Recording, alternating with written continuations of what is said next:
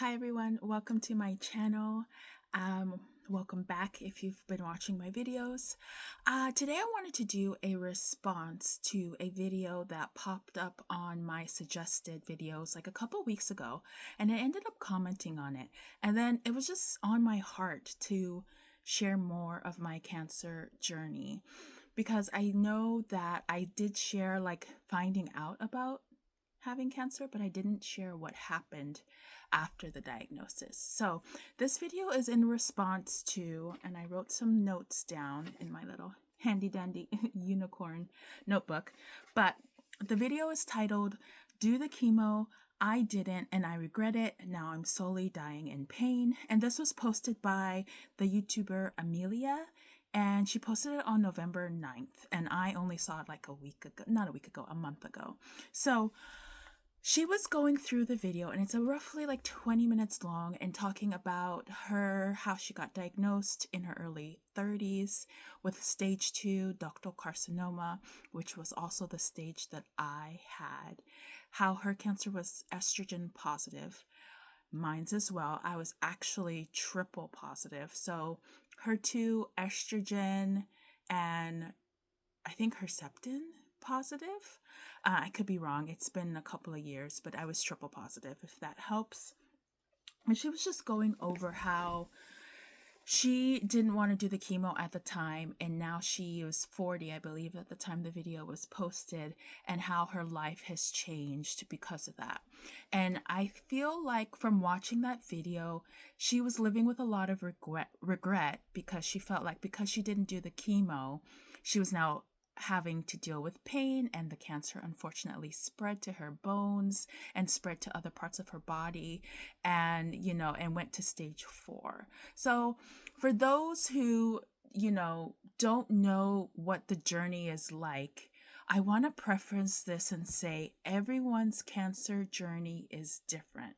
Like two people, even two people who have the same or similar types of cancer, go through different journeys. And I also want to say another disclaimer. There's no guarantee that if you do the chemo, if you do all of the things that the doctors suggest, that the cancer won't spread or won't come back, or it will prolong your life for however many years. But that's I don't want to say the chance we take, but that's the chance we take. Like, I did the whole shebang, and I actually believe I wrote that in the comment under that video.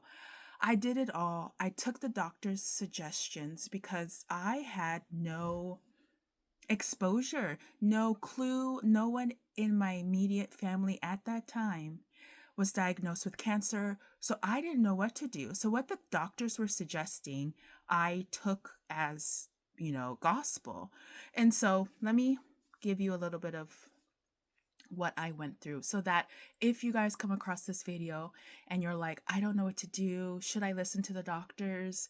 Is this what I should do? Should I try the natural path? Should I try a combination of natural and surgery? It is your choice. It is your body. But this is what I did, and I'm here for almost 5 years. January will be 5 years. This coming January 2025 will be 5 years since getting the diagnosis, and I am grateful for my team of doctors. So let me start this off by saying you really do need a team of doctors that you trust, that you have faith in, and that you like. I was very fortunate that my oncology team, my medical oncologist and my surgical oncologist, even my radiation oncologist, were all women. It wasn't like that initially. I ended up switching my medical oncologist from a man who was very rude and didn't have a really good bedside manner to a woman who was great. So let's rewind. I am 30. I have been 30 for about 2 months-ish, not even, when I got my diagnosis. This was also in the beginning of 2020, and we all know how 2020 ended up shaping up. So for various reasons, I did not get to start my chemo until March of 2020. And in March of 2020, the week that I started chemo was the week that my state that I was living in shut down. So from the get-go, I was always going to do chemo. I was always going to do a unilateral mastectomy, and I was always going to do radiation. I know sometimes doctors are like, well, we'll see how surgery goes, or we'll see how chemo goes. From the beginning, my tumor was too large. I want to say, and I wish I had written down details. I probably have somewhere, but I've since moved. Um, it was fairly large. It was fairly large and it was growing rapidly. One of the things I didn't realize as well is I was unintentionally feeding my chemo because I'm not feeding my chemo, feeding my cancer because I was on birth control pills and my cancer was estrogen positive. So from the time I felt the lump in my chest, which was almost a year to the month that I started chemo, I had been unknowingly feeding the chemo, so feeding the cancer. So it grew. It was growing rapidly. It was growing big and it was getting uncomfortable. Like I am a stomach sleeper, and where the tumor was initially in my right side was so uncomfortable that I could no longer sleep on my stomach, at least not sleep comfortably. It was painful. So we ended up doing chemo, and my chemo looked like there's a combination called TCHP. I ended up doing the TCH, and I want to say it's like Taxetol or Taxotere, carboplatin, and Herceptin. Um, and the P is Progetta, but I didn't end up doing the P. My chemo routine was I would get chemo for probably 6 to 8 hours. 8 hours in the beginning because they want to see how your body reacts to these toxic drugs. And then towards the end, I believe my chemo was lasting roughly 6, 7 hours. I did 6 to 8 hour sessions once every 3 weeks. And I was supposed to do, I want to say I did 6 rounds.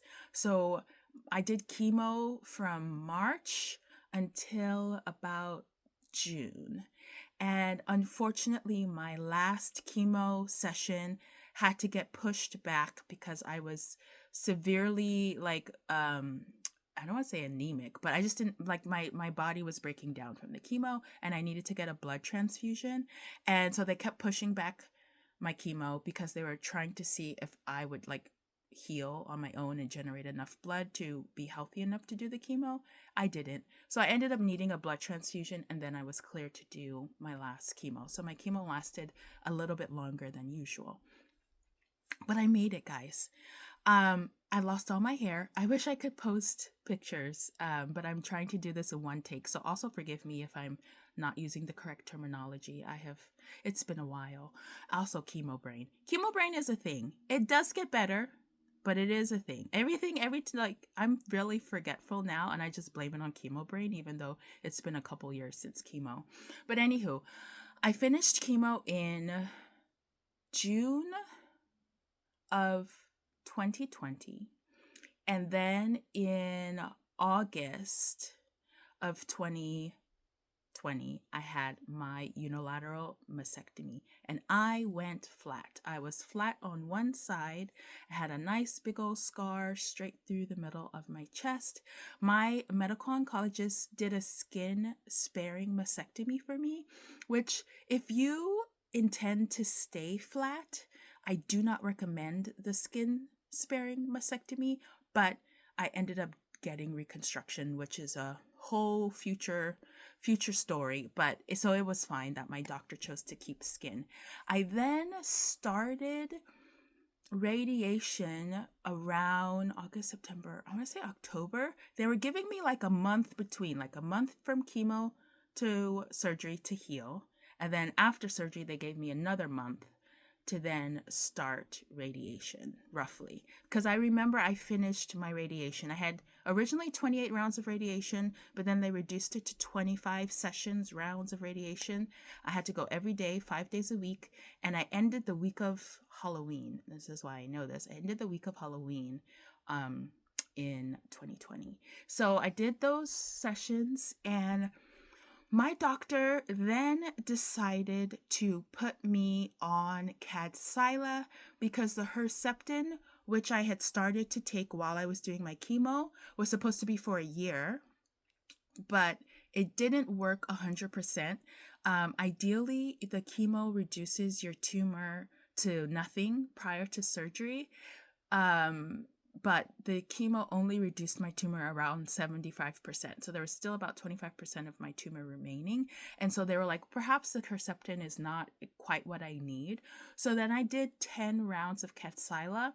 And honestly, it was very similar. It feels like chemo, but it's not as drastic. Like, I didn't lose my hair on Kadcyla. I didn't have near as many side effects on Kadcyla, but it was the same routine of driving to the clinic, having them poke your port. I have a wonderful, I don't know if you could see it, port scar. There it is. The nice scar where they put the port underneath my skin, and they would puncture that, and that's how they would give me my Kadcyla. My Kadcyla sessions were a lot shorter, I think a couple hours, if that. And I did that once every 3 weeks for 10 sessions. I ended up doing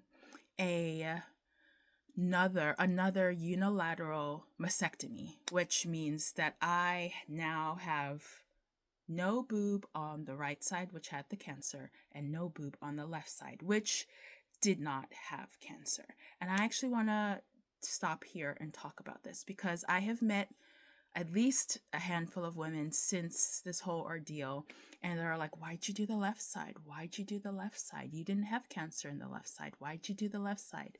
And there's no regrets on me doing the left side and doing essentially coming up with a double mastectomy because, and this is something that the video touched on, the type of cancer she had and the type of cancer I had was very aggressive.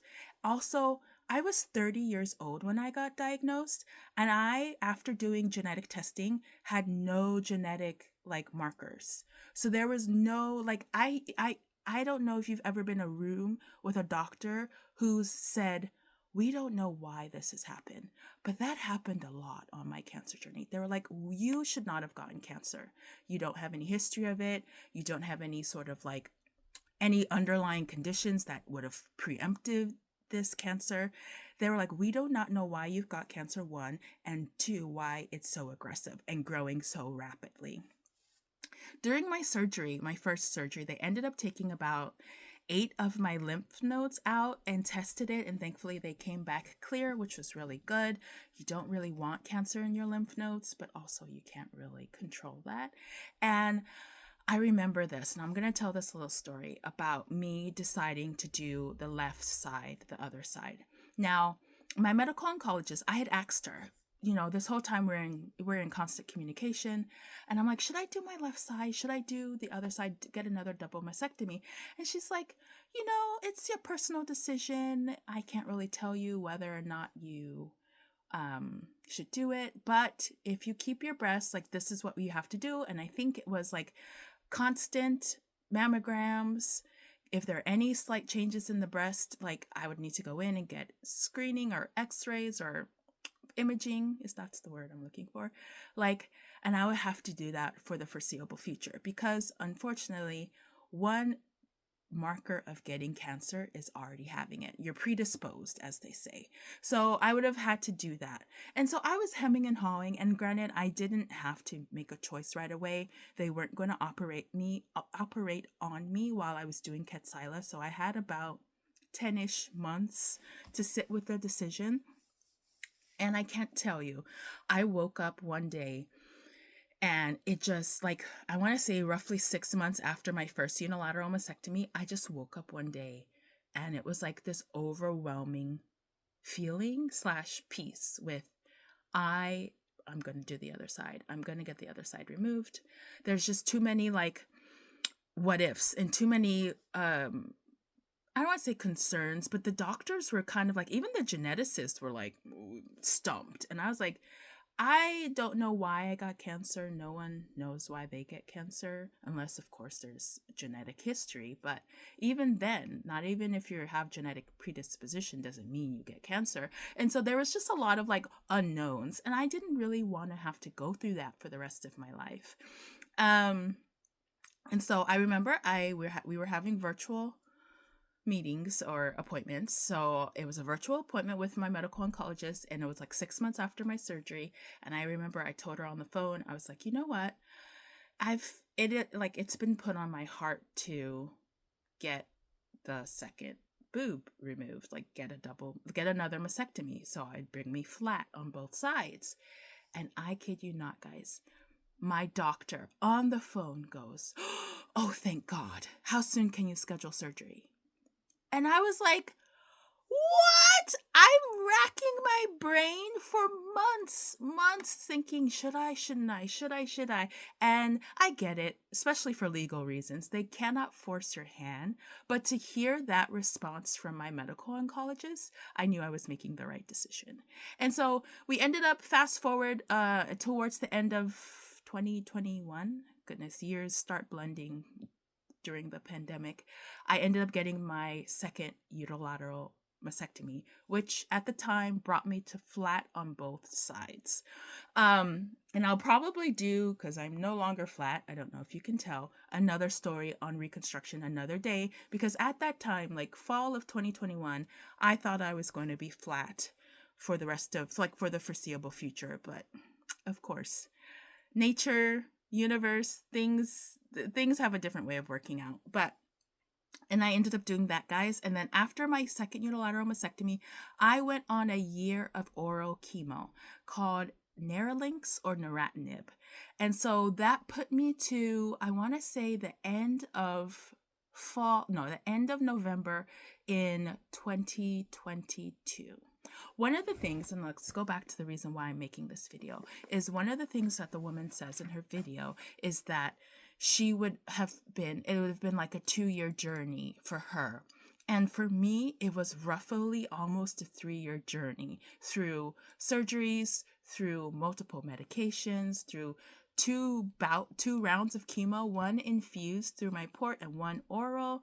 It was almost 3 years, just shy of 3 years. So do keep that in mind, that when you start your journey, somewhere along the line, I thought it was only going to be a year, and it ended up being almost 3. And then also too, guys, I'm making this video in October of 2024, and I just had a 5th surgery in June of this year. So 3 years plus. But definitely for me, chemo was the hardest, but I recovered. My eyebrows grew back. My hair grew back. I got healthier. I've put on weight. That's another story for another day. But yeah, chemo, some people lose weight with chemo, which is what happened to me. I lost a lot of weight. Some people gain weight with chemo because they put them on steroids. So you never know how your body is going to react. But for me, I lost weight, but I've gained it back. I'm feeling healthier. Like, I started feeling like myself after I finished the oral chemo. Like, it was no longer having to go in as often to see my doctors. They started stretching out my appointments longer. I was able to get my port removed. I want to say I got my port removed with my second mastectomy. So I got my port removed. Like, you do recover. And I'm turning 35 very soon, and when I saw this creator's video, I was actually in Australia, and I've been traveling, and I've been seeing friends and catching up with family, and no one knows. None of us are promised. I'm not promised. You're not promised. We do not know our future. Like, freak accidents happen all the time, but I do know that I'm not living with regret. I am not saying, I shoulda, coulda, woulda. I should have listened to the doctor, or I should have did this. Like, I am grateful. One, I trusted my team of doctors, and that's what you really need, to trust them. And two, I listened to them. Everything they said that I should do, I did. And I'm sitting here almost 5 years after diagnosis, and I'm somewhat feeling normal. I am feeling normal. I'm feeling back to my normal self. And I've grown. I've met so many people in the cancer corner of the world, and I'm going to link in the description box below some of the organizations that I volunteer with. I have had such a interesting life. And there's been roller coasters, ups and downs, but it's really been more ups than downs. And I'm so grateful. Like, one of the things that she says in her video was that she's had issues every single year since her diagnosis. And that shouldn't be. That really shouldn't be. Like, I'm looking down at my notes, and all I got from the video, essentially, because she was talking about like what's happened to her, and she wanted to find a partner, and now she's finding it incredibly difficult. I think she's 40 in the video.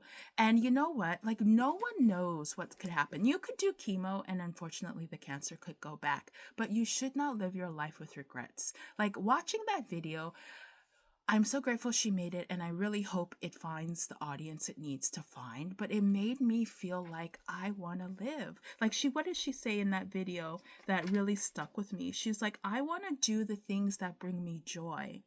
And I love that. And I think that's what we should all live by. Like, as a cancer survivor or thriver or whatever wordage you want to use, you realize how short and precious life is. You realize that a fluke diagnosis could throw your life off the path. Like, yes, my life looks a lot different than it did when I was 30. And yes, some things have changed. I've not where I thought I would be professionally. I am still dealing with some mental side effects of going through a cancer journey. I highly, highly recommend you find a support group if you're watching this video of people who have gone through cancer or currently going through it, so that you can have someone to talk to.